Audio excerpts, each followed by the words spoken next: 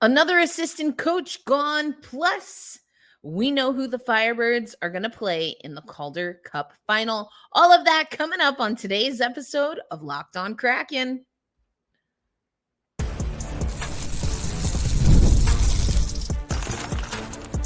You are Locked On Kraken, your daily podcast on the Seattle Kraken, part of the Locked On Podcast Network, your team every day.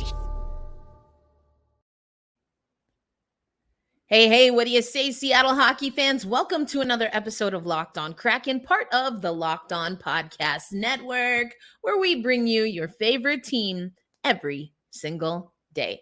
Erica L. Ayala here, your host of Locked On Kraken. Yesterday, I gave you my pick in the Locked On Kraken mock draft, where Seattle will pick at number 8. If you haven't checked that out, go do so. I know there were a few technical issues on the YouTube side, but our audio listeners, you should have gotten that around maybe 11 a.m. Pacific time, I believe, yesterday. Either way, go catch up on Locked On Kraken. Make sure you're subscribed. That helps us grow the channel. Also, I want to give stick taps. This is the first week that I have a producer, Seth Tupel, who is your host of Locked On Wild, helping on the behind-the-scenes stuff. You're really going to help us as we elevate our game going into next season.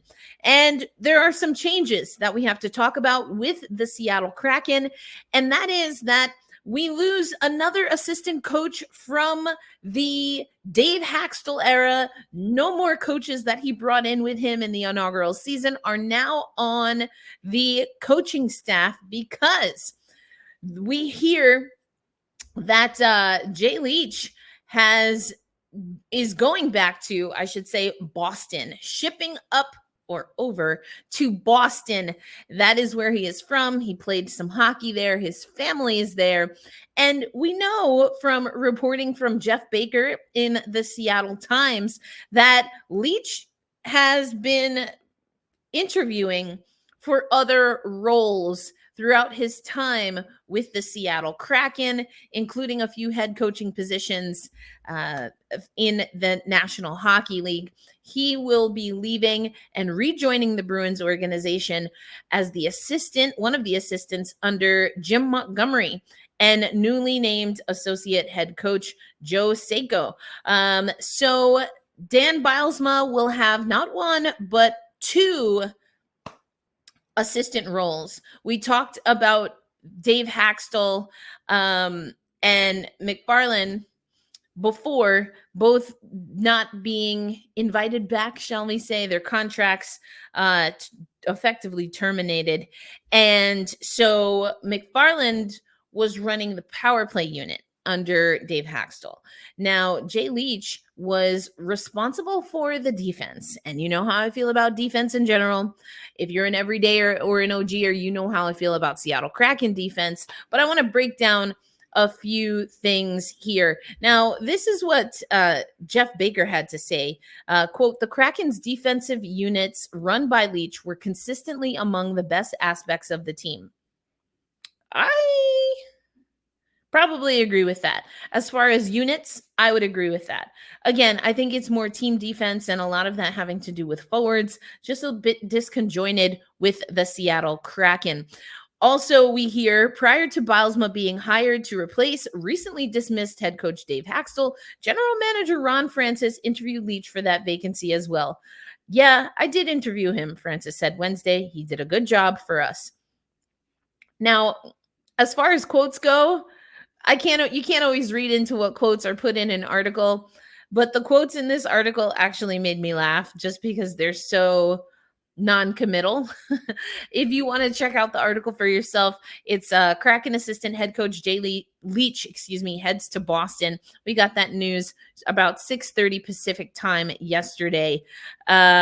So other positions, head coaching positions that he interviewed for, at least 2 that he interviewed for per Jeff Baker, was the Bruins before Montgomery was hired in 22 and the Rangers before he was recently chosen.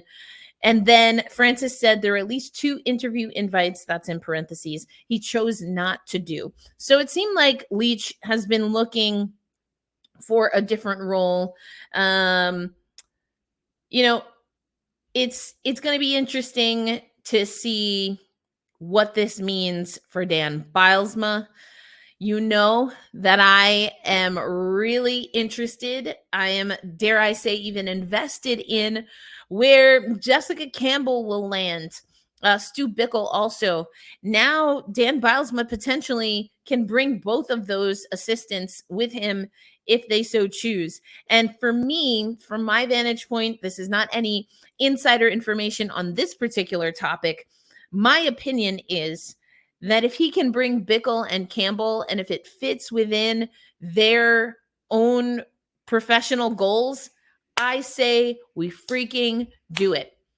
The downside of that is that you have a Firebirds team that's making its second consecutive run in the Calder Cup Final that would have their entire coaching staff decimated. And since we're expecting, well, not expecting, they literally will be playing in the last game played in the AHL season this year, that doesn't give a lot of time for the Firebirds, and by extension, of course, the Kraken, to fill that position. Now, I would assume that these are all things that the Seattle Kraken organization are thinking about, that they're working on. It's just tough. That being said, I think you have to prioritize whatever Dan Bylsma wants to do. I think it goes without saying, although it is in Jeff Baker's reports, and of course we did hear it from Dan Bylsma himself, that they're not going to be focused on Kraken business until Firebirds business is taken care of. And taking care of business for this Firebirds team, in their estimation, means that they will hoist the Calder Cup at the end of the season. And we do know their opponent. Game 7 was yesterday in the AHL Eastern Conference Finals. I told you that the Firebirds were already in Hershey. As soon as they finished their series, they flew out to Hershey, PA, and have been on the East Coast for the last handful of days. Did they pick the right city? We'll talk about that and more coming up on today's episode of Locked On Kraken. Today's episode of Locked On Kraken is brought to you by one of my favorite sponsors. Yes, I do have favorites, just like your parents probably do. My tag here is, of course, for Game Time. I tell you all the time that I travel a lot. I've got a big trip coming up, Summer Olympics, baby. And so when I'm out of town, I want to do things on my off days when I have them, which I'm really scheduling more. Anyway, that is, no muss, no fuss, super easy, but also enjoyable. And that's why I like using Game Time. I can find flash deals with even more exclusive in-app deals to select seats. That's if I plan ahead of time. But there also are the low price guarantee, the all-in pricing. The toggle feature will show you right up front what your total is going to be. No surprise fees at checkout. And the zone deals, you can save even more when you select in a certain section. And the Game Time guarantee. I've never had to use the Game Time guarantee, but I love that it exists. If I find a seat for any event, sports, entertainment, otherwise, any event on the Game Time app, and then I see a price at the same event, same section, for less than what I paid, I get 110% of my purchase back. So take the guesswork out of buying tickets, whether it's for the NBA Finals, the Stanley Cup Final, the AHL Calder Cup Final. Take the guesswork out of buying tickets and use the Game Time app. Download the Game Time app, create an account, and use promo code LOCKEDONNHL for $20 off your first purchase. Terms apply. Again, use that promo code LOCKEDONNHL for $20 off your first purchase. Download the Game Time app today. Last minute ticket, lowest price is guaranteed. Hey, welcome back to another episode of Locked On Kraken. Erica L. Ayala here. Want to remind you, we've got our Locked On Sports Today, our 24/7 streaming channel. You got to check it out. You can watch it, of course, on YouTube or on the Amazon app, the Channels app. So that's Fire TV, I should say. The Fire TV app. Go check it out.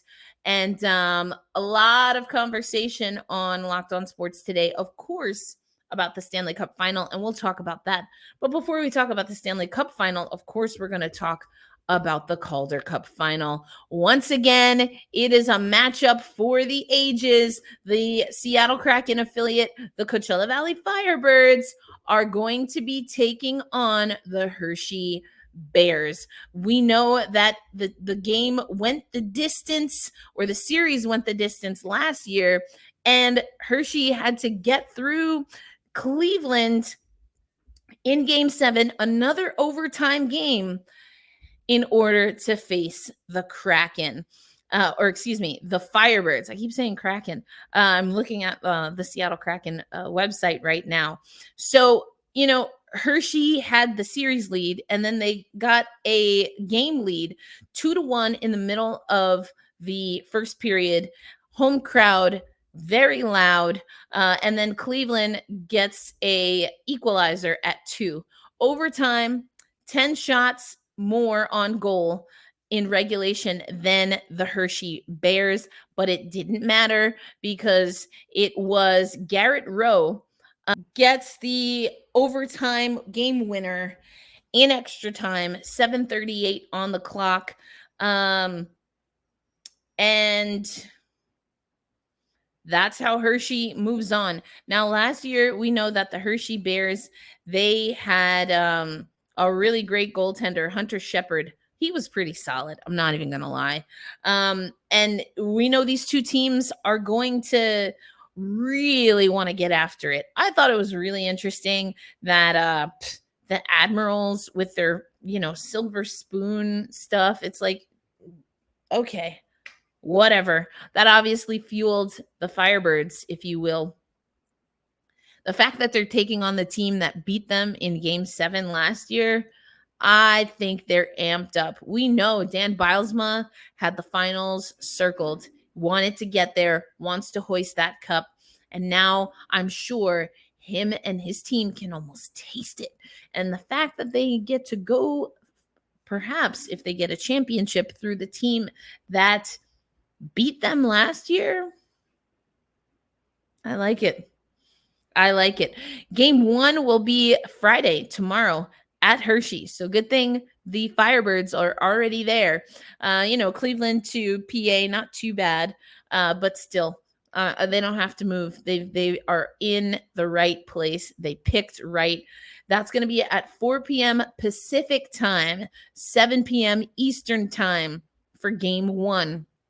Game 2 will be on Sunday, June 16th. That's going to be at 2 p.m. Pacific time. And for that game, we'll probably do a watch along right here on Locked On Kraken. We did those last year for the playoffs for the Seattle Kraken, but I want to do a watch along. What that means is you'll be watching on AHL TV. I'll be watching on AHL TV, but you can join me on YouTube to just chat it up. What are we seeing? What are we thinking? And I think it's going to be a good time.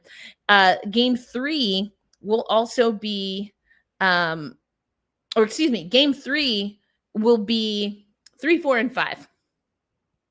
3, 4, and 5. 3 games. And those will be hosted by the Firebirds. So again, use that Game Time app and go check it out.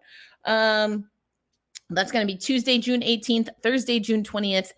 And then Saturday, June 22nd, if necessary. Game 6 and Game 7 right now are planned for Monday, June 24th and Wednesday, June 26th. Now, we do know that there will be all kinds of watch parties. There's going to be a lot of content on Kraken, NHL.com/Kraken. And of course, we'll have you covered here on Locked On Kraken, including for tomorrow. We will have the one and only Jason JD Hernandez join us to talk about this beautiful run back to the final. They ran it back. Now they're looking to do and get at least, if they go the distance, at least one more win than they did last year, one more series win than they did last year against the Hershey Bears. And JD, of course, your voice of the Coachella Valley Firebirds, the PA announcer, he will be joining us tomorrow to break that down. And I'm super excited to hear what he has to say. I'm going to ask him about now the second assistant coach vacancy. And we'll get into it with our family reunion squadcast, as I like to call it, on who we think and what we think will happen, who we think can fill that position, and what we think will happen with the Firebirds if what I want to happen happens. So we'll talk about that. But coming up next here on Locked On Kraken, I just want to give you a little bit of a taste of what's happening in the Stanley Cup Finals. Florida, too long didn't read. Florida's up 2 games, but I want to go through some stats because, it's one thing to win 2 games, but Florida is doing what I hope the Firebirds will do in their final series. They are putting an exclamation point on almost everything, and I have some stats to prove it. That's coming up next on Locked On Kraken. So today's episode of Locked On Kraken brought to you by a new sponsor of ours. So have you ever dreamed of becoming an NHL GM and managing your hockey franchise? I mean, sometimes I dabble, right? Like my Zia pick. Anyway, do you think you could run the Kraken better than Ronnie Francis himself? Well, your dream can come true, and this game is most definitely for you. Manage every strategic aspect of your team. Play through the seasons and lead it to glory. Hire the right coaches, the right staff, trade players, and of course, make draft picks, navigate through free agency. And you can do all of this in a challenging and realistic game world. As a Kraken fan, there is no off season. GMs are constantly making moves at every point of the year to improve their team's chances. And that's why I think you are going to love this game. Listen, I know how hard it is to be a GM. And yeah, sometimes in some sports with some teams, I'm like, I could totally nail that, at least in my mind, right? Well, Ultimate Hockey GM is not only completely free, and it's playable offline, but you can play as much as you want. You can go in and out. It just gives you this freedom, and it gives you an opportunity to kind of see if you can put your big GM britches on.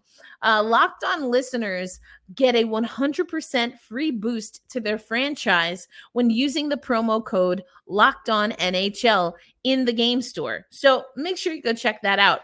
Download the game at hockeygm.app. That's hockeygm.app. And you can also find it in your app store. So start your Ultimate Dynasty today by checking out Ultimate Hockey GM. If you do it, hey, let me know. Who are your picks? What do you got going on with the Seattle Kraken in particular? Ultimate Hockey GM. That's Hockey GM app. hockeygm.app. Go check it out. Thanks as always for making Locked On Kraken a part of your daily destination. All right, the Stanley Cup. The Stanley Cup Finals. I have not been keeping up much because I've been really following both of our affiliates and their run in the playoffs. But if I had to tell you I was rooting for one team over the other, probably rooting for Florida. And that has a lot to do with, quite honestly, Armando Velez, who is our host of Locked On Panthers, and nothing against any of our other hosts, but I've met Armando. We've squad casted together. We spent an all-star weekend, not last year in Toronto, but 2 years ago in Florida together. We have a good time. He's Puerto Rican like me. I don't know. What can I say? But usually I feel the same way about the Predators. Any of our hosts that I know that I have on Locked on Kraken regularly, I'm kind of like, I want it to go well for them. I want it to go well for them. I don't have anything against Florida. I mean, Edmonton's in our division. On the one hand, you have pride for the Western Conference and pride for the Pacific Division. I guess, sure. I'm not rooting for Edmonton. Grand Fear, you can do what you want. I'm not rooting for Edmonton. I'm just not doing it. So might as well be the Panthers because, well, they're the other team. But speaking of the Panthers arrive in Edmonton after a 3-hour flight delay. Now, on the one hand, I know that we're talking sports here. So a 3-hour flight delay, not great, recovery, rest, all of that stuff. As someone who travels a lot and has a lot of connecting flights because of where I call home base right now, a 3-hour delay, I'm like, meh. But I don't go play an NHL hockey game after I'm delayed 3 hours or more. So I understand it. Heavy storms near Fort Lauderdale, 'tis the season, forced the charter jet to take off 3 hours after their scheduled departure. The Panthers touched down at about 8 p.m. in Edmonton, less than 24 hours before they face the Oilers today, Thursday. The Panthers are up 2-0 in a best-of-7 series. So I don't know if this is going to negatively impact the Panthers. A reason that they want to get to the West Coast at least 24 hours prior is because of the time change. And as someone who changes time zones a lot, that's the real issue. It's not the 3-hour delay. It's that now you don't have as much time to adjust to the time difference. And it doesn't always hit you like that first day or the first few hours of the first day. But by the time the puck's ready to drop, yeah, this could impact the Panthers. So I hope they got a lot of sleep. So that's that. But now let's talk some stats because I get these emails every once in a while from this newsletter called All Three Zones. Corey sets it up. And there are just some things that really pop off the page for me when it comes to how these two teams are doing. Now, again, the Panthers are up. They are up 2-0. And it's kind of been all Panthers here. When we look at some of the stats, when we look at the team stats, the goals against per game right now, the Florida Panthers have the best overall in the playoffs at 2.11. And Edmonton's not even in the top 5. Save percentage, the Panthers are top 5 in the overall playoffs. This is for the full playoffs. I'm looking at ESPN right now. But I listened a little bit to the Oilers, Locked on Oilers, and of course Armando's episode I almost said Locked on Kraken, for Locked on Florida Panthers. And there's some other stats that just really, really stand out to me. So I mentioned all three zones. You get shut out in game 1 and there's not a lot offensively that you can point to as good, so to speak. But this is what Corey says. As unlucky as the Oilers were getting, as unlucky as the Oilers were with getting shut out in game 1, one of the red flags I mentioned was that Florida played better as the game went along and absolutely owned, I added absolutely, the third period. Game 2 was a continuation of that. Florida didn't let them do much of anything, as any tangible offense they could get came off strong individual efforts by Connor McDavid, and they couldn't get anywhere close to the net when they had time in the zone. That being said, Corey says the Panthers weren't much better on 5-on-5, but they had a better power play, and they're not making a lot of mistakes on their exits, so they had a higher margin of error compared to the Oilers. Here are some of the stats. And this is a game 2 recap. Shots off the forecheck or the cycle, 12 for the Panthers, 6 for the Oilers. So being able to regenerate within your own zone and or to get the puck back on the forecheck. I love that. Offensive zone shots, 15-7 in favor of Florida. What else? Shots with 2+ passes. I like this. And it speaks to individual effort versus more of a team attack. Shots with 2+ passes, 10 for Florida, only 4 for the Oilers. What other stat really stood out to me? Okay. This is interesting. A continuing trend from game 1, Edmonton exiting the zone with possession at a higher rate, while Florida did a better job of successfully exiting the zone in general.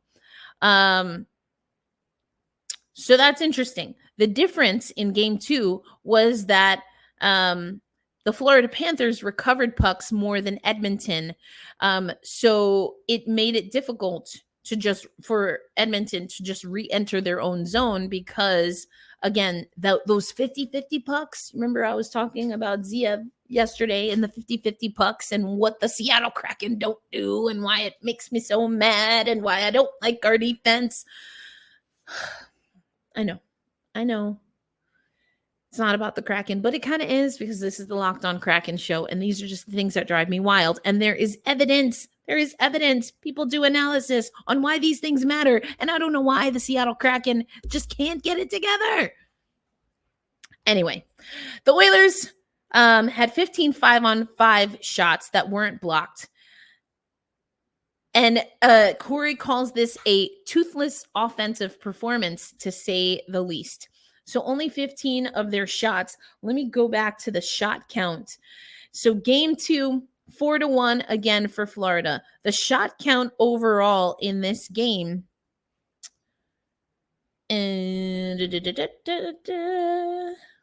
Shots. Okay, 19 shots overall. For the Oilers. That's bad.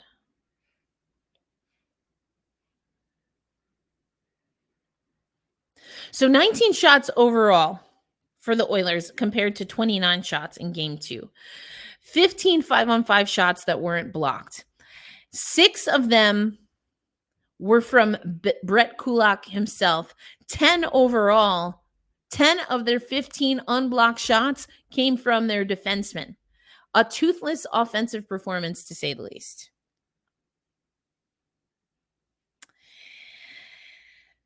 This feels and sounds familiar. It just feels familiar. I'd have to look up the data, but the eye test and just how the Kraken tend to play, that when we have low performance shooting, especially where shots obviously aren't blocked, it won't count as a shot if it's blocked anyway. Are they coming from the blue line? Are they coming from defenders? An anemic offense for the Seattle Kraken. I know. I said I was going to talk about the Stanley Cup Final, and I'm sure some of you are watching it a lot more than I am. But these are the things, right? These are the things. This is why I want to talk about this. This is why I want to talk about this from a statistical perspective. If the Seattle Kraken cannot do these things regularly, or consistently, I should say, in the regular season, then when they get to the playoffs, when they get to a Stanley Cup Final, they're going to have to figure this out on the fly. And the margin of error is so small. The higher you get in competition, like that's for everything. You're in high school, you're the best, and then you get into a paid travel league, and the competition's even better.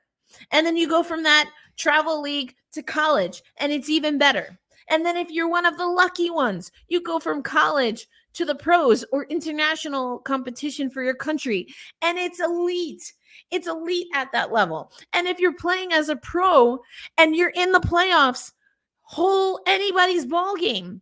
And then if you're a pro and you get to the playoffs and you get to the finals, the best of the best. Everyone in that final has done, in theory, right, enough to be in the Stanley Cup Final. You can't make mistakes because the other team is going to capitalize.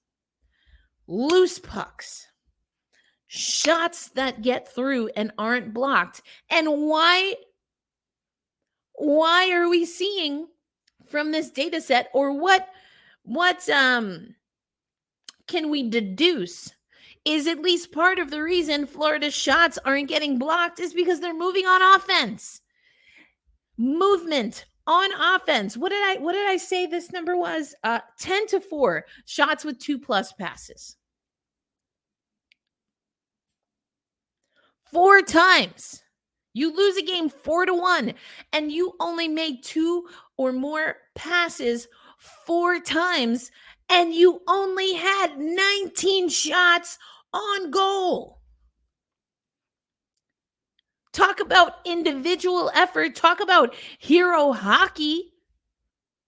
I didn't mean to make this an indictment on the Edmonton Oilers. They just happen to be the ones posting these stats. But this is infuriating to me because the Kraken aren't even in the playoffs. And I feel like we probably could pull some of these numbers. We maybe posted some of these numbers. Remember when we were talking about it? Burakovsky just looked like at times when he got back from his 3rd injury, he looked like he was trying to do everything. And he wasn't passing the puck. I didn't like it. Now, was there anyone to pass to? That's a whole nother, I'd have to go into that because there's layers to this. Do you not pass the puck because you don't have confidence in your team? And even if that's true, maybe you don't have confidence in your team because they're not doing anything. I'm going to leave this alone. I thought I was going to come in and just be like, these are the numbers. This is like, go watch the Stanley Cup Final. And then I just, like, some of these numbers were just so triggering for me as a Kraken fan. So say what you want. Jay Leach is gone. And, Jeff Baker talks about in that article that we talked about earlier on the show, how, he helped develop Vince Dunn and he helped develop Will Borgen. And, Adam Larson was an Iron Man in his first 2, or continued his Iron Man streak under Jay Leach. Like, okay, that was an interesting one. Maybe you give credit for Borgen. I can get that. Vince Dunn, maybe middle of the road. But you're going to give Jay Leach credit for Adam Larson's Iron Man streak?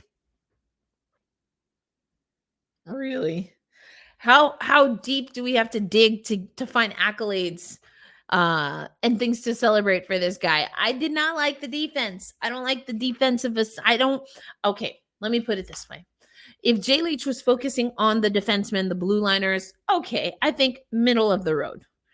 If Jay Leach is responsible, and I honestly don't know how this goes because there's overlap. There's a lot of overlap.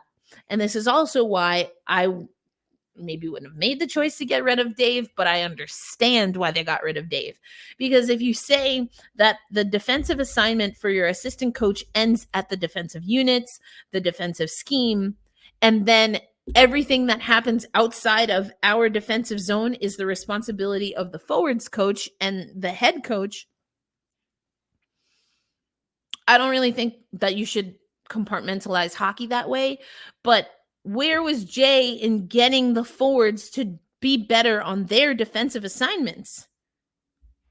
Is that all on Paul? Is that all on Dave?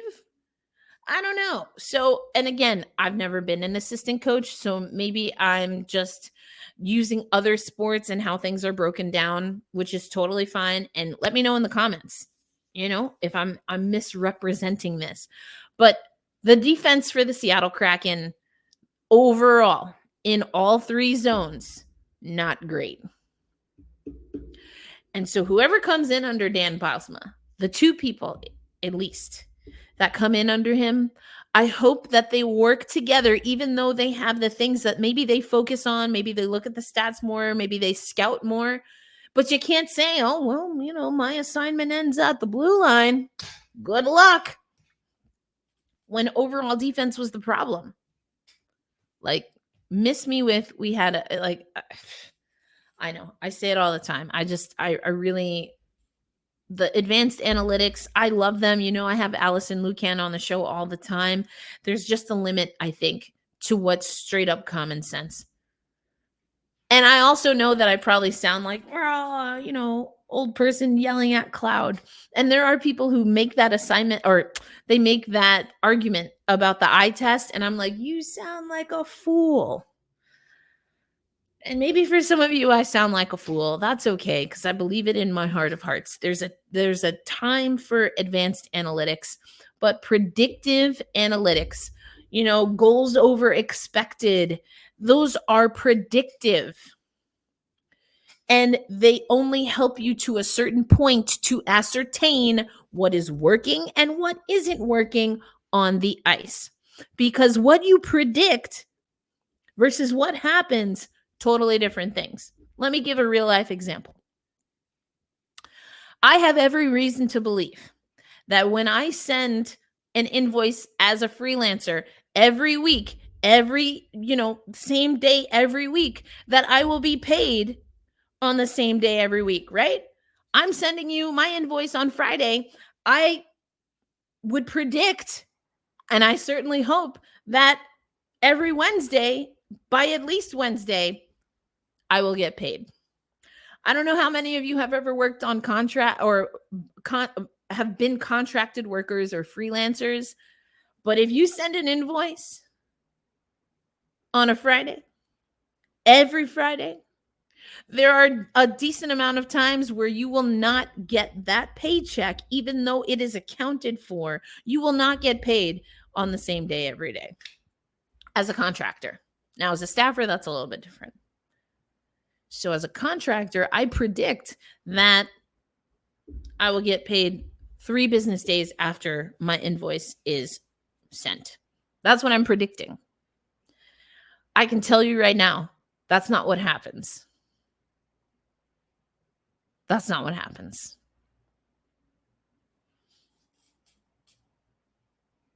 I hope that clears it up. That's going to be our show. I went on a very unexpected rant, but I guess that's the point of a rant, or the definition of. Tomorrow, JD Hernandez is going to join us to talk to you about the Calder Cup Final matchup. I think it's going to be a good time. Also, make sure you check out Locked On NHL. Lots has happened in women's hockey. I cannot say I like a lot of it. There's a lot of foolishness happening. I will be back with Gil and Rachel to talk about that. Until then, I'm going to take a breath, take a break, take a walk, because talking about the finals really amped me up. But be kind to yourself. Be kind to one another. Reach out to your loved ones. Tell them that you appreciate them. Hold fast. Stay true. Oh, let's get fired up for tomorrow. And let's go Kraken. I'll catch you on the next episode. And again, thanks, Stick Taps, to our new producer, Seth Tupel. Thanks, everybody. We'll catch you soon.